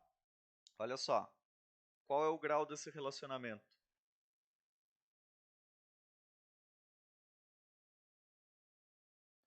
1 para 1. 1 para 1. Máxima de cada lado. Qual solução eu vou utilizar? Notem, ó, 1 para 1 tem solução 1, tem solução 2. Né? Duas soluções diferentes. Lembrando, uma solução a gente junta duas em uma só, e outra a gente mantém as duas e cria apenas uma chave estrangeira de uma para outra. Nesse caso aqui, qual que a gente vai utilizar? Qual vocês acham que é a melhor solução para utilizar? Opa. A gente une as duas em um só? Ou a gente mantém?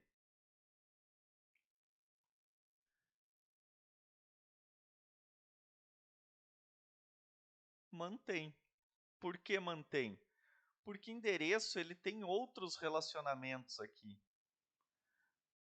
Cliente também tem outro relacionamento, né? A gente até poderia juntar o endereço com o cliente, só que daí a gente teria que colocar todos esses atributos dentro do cliente e a chave estrangeira que vinha da tabela endereço acidente teria que ir direto para o cliente, porque não vai mais existir a tabela endereço. Olha a complicação que é fazer tudo isso. Então, normalmente, quando tem mais relacionamentos, o ideal é não fazer a fusão, tá? Então, o que a gente vai fazer? A gente vai usar a segunda solução, ó.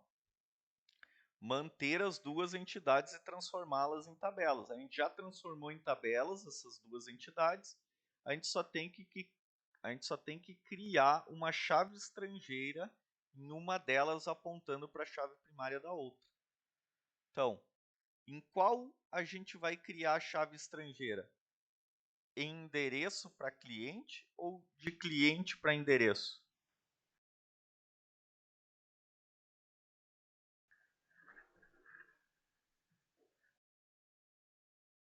O que vocês acham aí?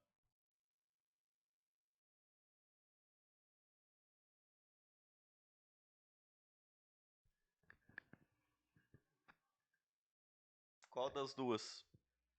Lembram qual é a diferença? Alguém lembra a diferença? Duvido.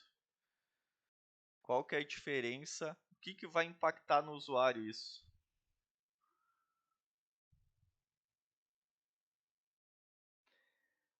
Se a gente colocar a chave estrangeira no cliente, significa o quê?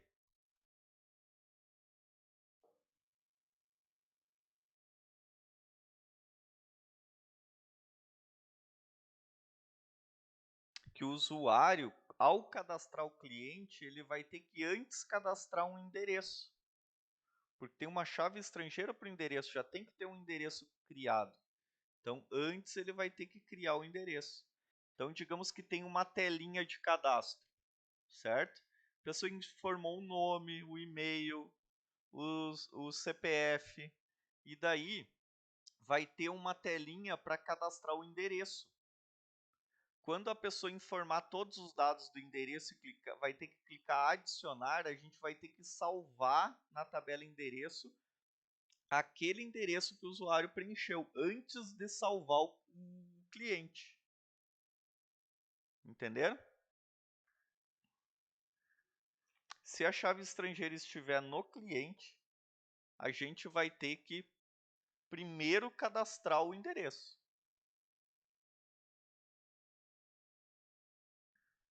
Conseguiram entender aí?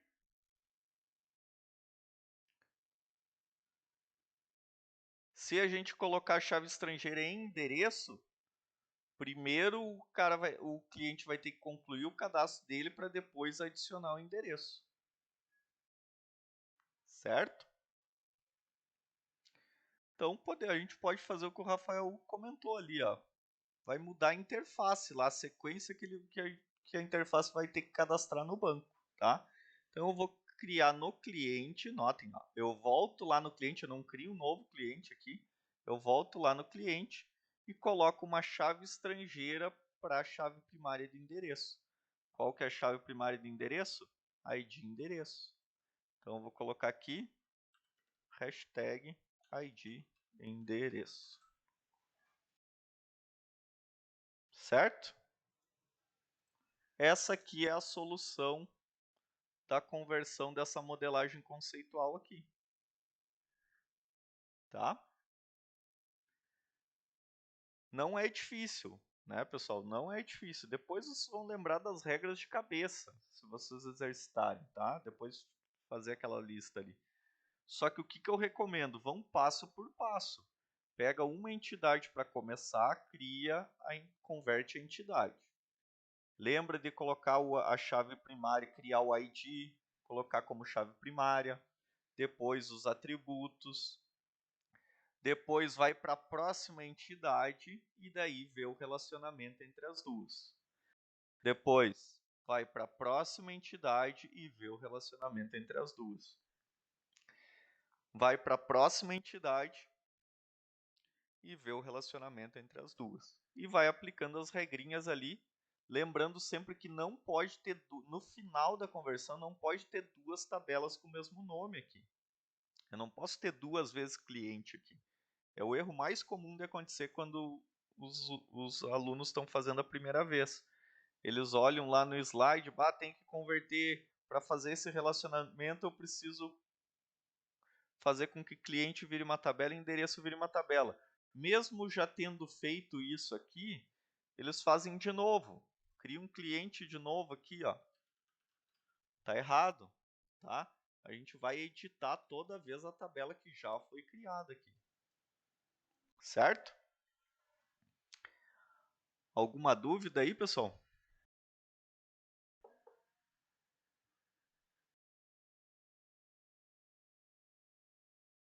Tem a dúvida do Rafael ali, né, que tinha mandado antes, ó. Sor, o atributo data, que está na entidade acidente. Vamos olhar aqui, o atributo data que está na entidade acidente. Deixa eu aumentar aqui. Ó, esse atributo. Não daria para colocar ele direto na tabela de relacionamento? Aqui. Nessa tabela aqui, tu diz? Na tabela endereço acidente? Não faz muito sentido estar nessa tabela, porque essa tabela ela é uma tabela que serve para ligar um dado endereço a um acidente, certo? A data é a data que ocorreu o acidente, então ela pertence ao acidente mesmo, e não a um local acidente. Entendeu, Rafael? Essa tabela relacional aqui, ela serve só para saber em que local ocorreu um dado acidente, tá? Se eu fosse modelar, eu modelaria esse relacionamento aqui como um 1 para n aqui. Ó, 1 para n. E a gente não teria essa tabela relacional nesse caso. Tá?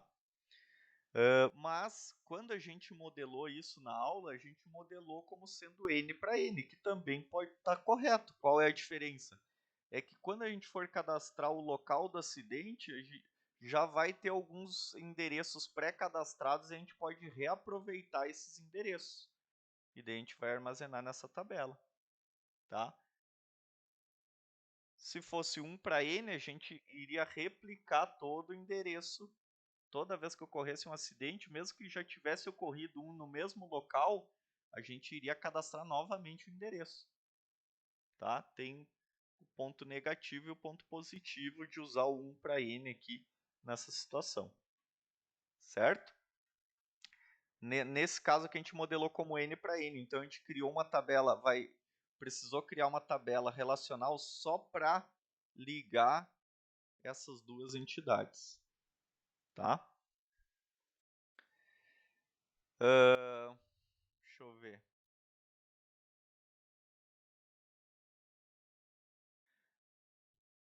Existe, pessoal, se vocês verem na internet, pesquisarem na internet, eu resolvi abstrair isso para vocês, tá?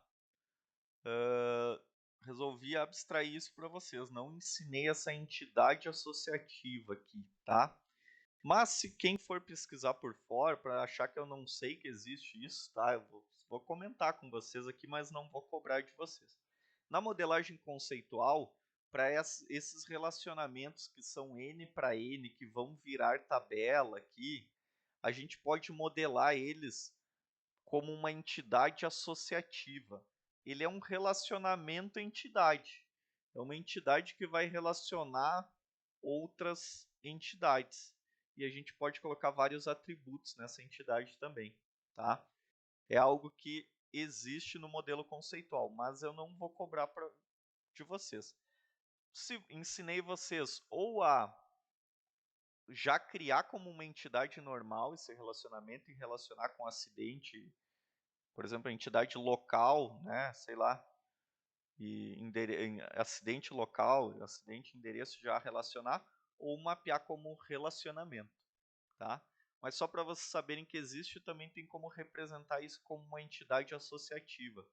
A gente só clica no relacionamento, vem aqui ó, em converter entidade associativa, e ele converte para uma entidade associativa. Também tá certo, tá? Mas acho que não vem ao caso para vocês utilizarem isso. Beleza? A Júlia perguntou ali, Sor, pode acontecer de uma entidade ter mais de uma chave estrangeira? Pode, e é bem comum acontecer isso, tá? Bem comum mesmo. Se a gente tivesse uma outra entidade, por exemplo, aqui, ó,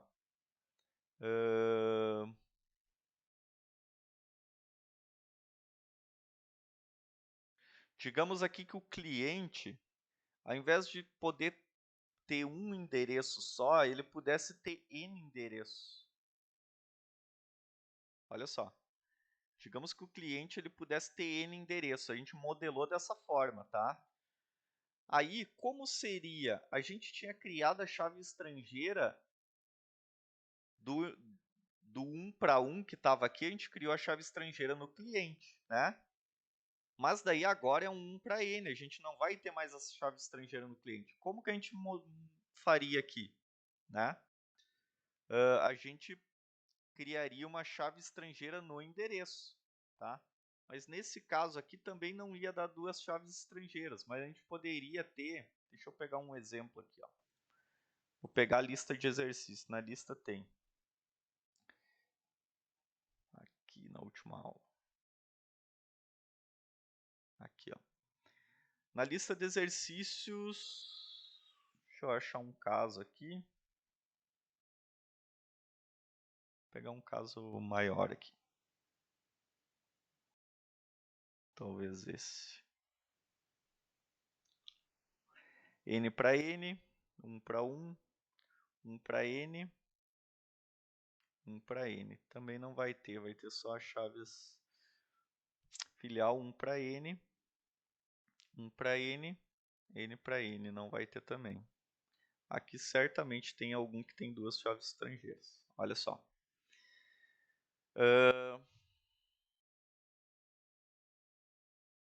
Melhor, senão vocês vão ter que entender todo esse emaranhado aqui. Eu vou fazer o seguinte, eu vou adicionar mais algo aqui nessa modelagem, tá? Voltar aqui 1 para 1 que a gente tinha. Digamos que a gente tivesse aqui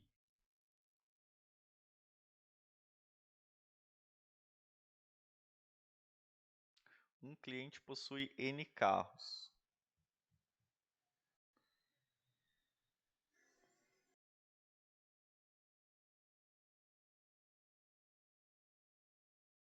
N carros. O que a gente poderia adicionar aqui? A gente poderia ter, sei lá, aqui, ó. Sei lá, modelo. Modelo poderia, ao invés de ser um atributo, a gente ter uma entidade modelo. Um modelo pode ter N carros. A gente poderia ter um relacionamento assim, ó. Tá? Vou só fazer um exemplo aqui, ó. Um modelo possui N carros. Cada carro é de um único modelo. É um relacionamento de grau 1 para N, ó. 1 para N. O que isso significaria? Que onde está o N, a gente teria uma chave estrangeira para o modelo. Então, a gente teria aqui, voltar aqui, no carro, uma chave estrangeira também para o ID modelo. Certo? Seria um exemplo aqui de duas chaves estrangeiras. Tudo depende de como estão relacionados aqui, tá? Mas pode ocorrer sim de na conversão ter duas chaves estrangeiras ou várias chaves estrangeiras.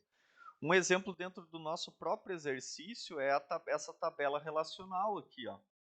Essa tabela relacional tem duas chaves estrangeiras, ó. Certo? Entendeu, Julian? Vou apagar aqui para a gente não modificar o exercício lá. O que não vai ocorrer é ter duas chaves primárias, tá? Chave primária, uma única. Chave estrangeira pode ser que tenha mais de uma. Nesse caso aqui a gente tem duas, ó. Tabela endereço acidente. Certo? Alguma outra dúvida, pessoal? Então, o que vocês vão entregar para cada exercício desses aqui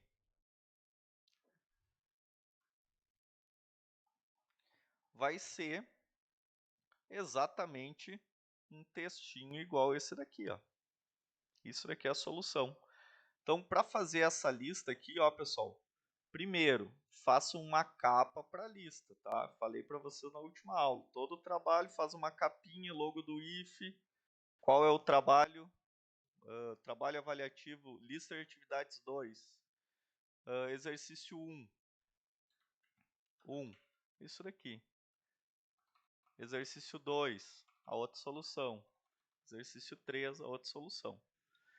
Gerem um PDF disso, tá? Se vocês fizerem no Google Docs aqui, é só fazer download aqui como PDF, tá? E postem no Moodle lá, tá? Aqui diz, ó, os exercícios devem ser realizados em um editor de texto, possuindo capa com informações do aluno e logo da instituição, transformados em PDF, então tem que transformar em PDF o que vocês fizeram e enviar pelo Moodle. Lá no Moodle ali eu configurei para só aceitar PDF aqui o envio, tá? Então não mandem no TXT nem no Word, .docx, mandem como PDF, beleza? Mais alguma dúvida aí, pessoal?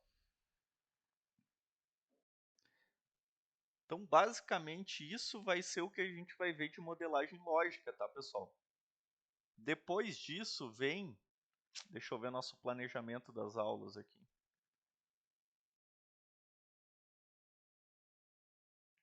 Depois disso, a gente vai ter aqui aula... Está no dia 30. Ó. Depois disso, a gente vai ter uma aula de LP. Depois, quando voltar para BD de novo, a gente já vai ir para SQL, certo?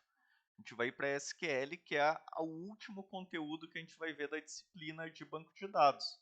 Só que dentro de SQL tem várias coisas. A gente vai ter umas 4 aulas aí de SQL, tá? Umas 4 aulas de SQL, certo?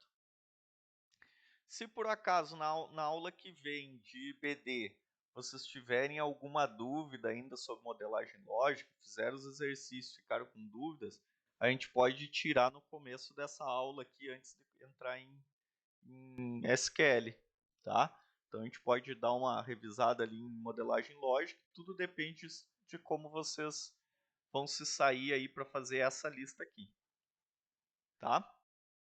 Se vocês tiverem muita dificuldade, ficaram com muitas dúvidas, a gente reforça um pouquinho mais modelagem lógica aqui e depois vai para SQL, que é o último conteúdo. SQL, para quem não sabe, eu postei lá no tempo que a gente estava sem aula síncrona, né? Da pandemia ali, eu postei um curso para vocês fazerem que é mais focado nessa parte de SQL, que é criar script de banco, tá? Então isso daqui é um gerenciador de banco de dados que é chamado MySQL, tá?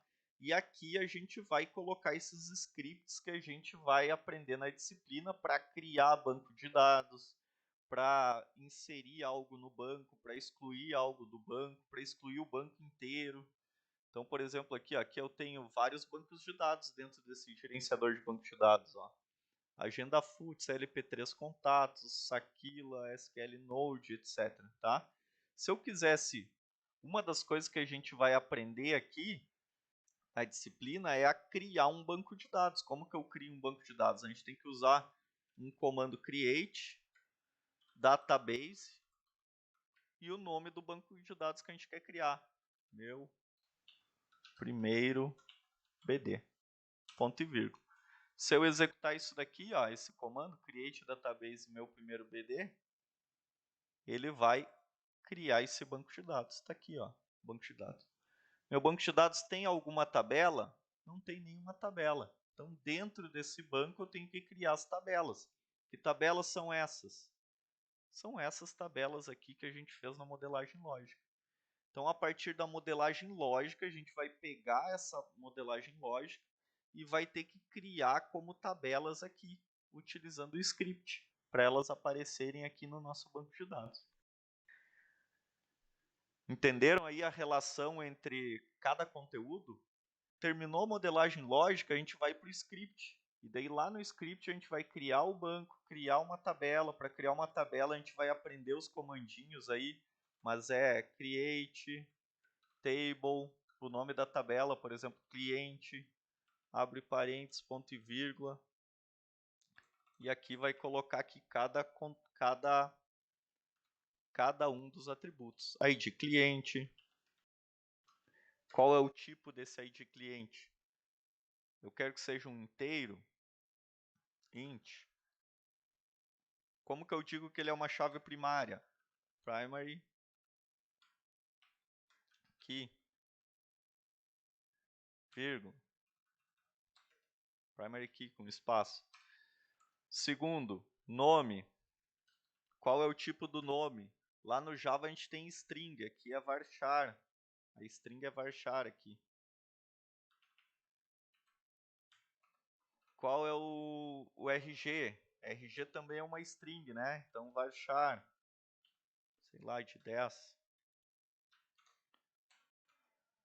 CPF senha. CPF também é um texto, né? Varchar. Vou colocar aqui de 15, é menos que isso, mas não vou calcular agora. Senha. Varchar também. Tá aí. Isso daqui já gera uma tabela, a nossa tabela cliente aqui, ó. Tá? Não estou ensinando isso para vocês, estou só mostrando, pessoal, porque a gente vai aprender isso na próxima aula de IBD. Então, ó, vou executar esse comando apenas aqui. Ó. Ele executou corretamente, está verdinho aqui. Se eu atualizar aqui, olha só a tabela que apareceu. Ó. Tabela cliente. Ah, eu quero ver as informações que tem dentro do cliente. Faz uma busca aqui, ó. Não tem nenhuma informação. Para isso a gente tem que inserir algo aqui dentro. Daí a gente vai aprender um outro comandinho que é o insert.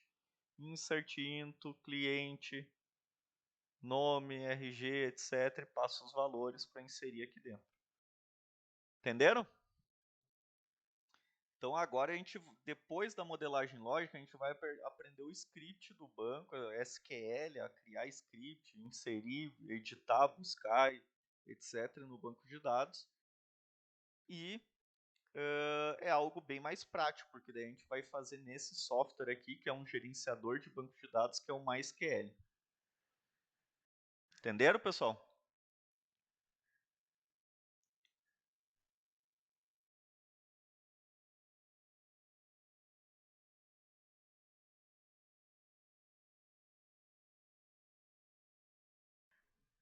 Certo?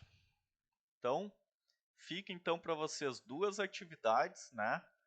Esse documento aqui, ele é, deixa eu colocar aqui, resolução, exercício, vou colocar aqui modelagem lógica, resolução, exercício, seguradora de automóveis, tá? Esse exercício ele já tá lá no Moodle para vocês, tá? Então é só vocês acessar aqui, ó, exemplos realizados em aula. Já tá aqui esse exercício que a gente acabou de fazer na aula. Opa, aqui é TCC. Tem que adicionar aqui exemplos realizados em aula. Deixa eu adicionar aqui.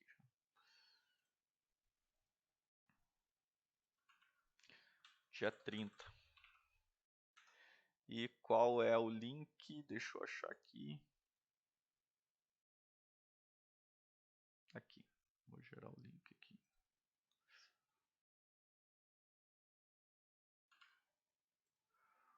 Pronto, tá lá no Moodle, ó. Exemplos do encontro síncrono. Ou vocês acessam aqui no menu inicial, aqui onde tem todos os exemplos, exercícios realizados em aula. Vai vir para o nosso Google Drive, aqui tem a aula de hoje, ó. Tá? Tem os exemplos de todas as aulas aqui. Certo, pessoal? Então a gente, se vocês não têm mais dúvidas, é só a gente fica por aqui, então. E qualquer coisa é só entrar em contato, tá, pessoal? Que a gente marca um atendimento, tira dúvidas, etc. Tá bom? Essa aula que a gente está gravando agora vai estar no YouTube hoje mesmo, antes do meio-dia, tá? Estou colocando logo após o encerramento das aulas. A gente tem aqui o nosso canal do YouTube, para quem ainda não acessou, tá? Se inscrevam lá no canal. Estou dando uma de streamer agora, né? Ativa o sininho. Então, se inscreve lá que vocês vão receber aqui as informações das nossas aulas, tá? A gente tem a lista aqui e vocês já podem reassistir. Tá bom, pessoal? Um abraço aí, até a semana que vem. Se cuidem, tá bom? Tchau, tchau, até mais.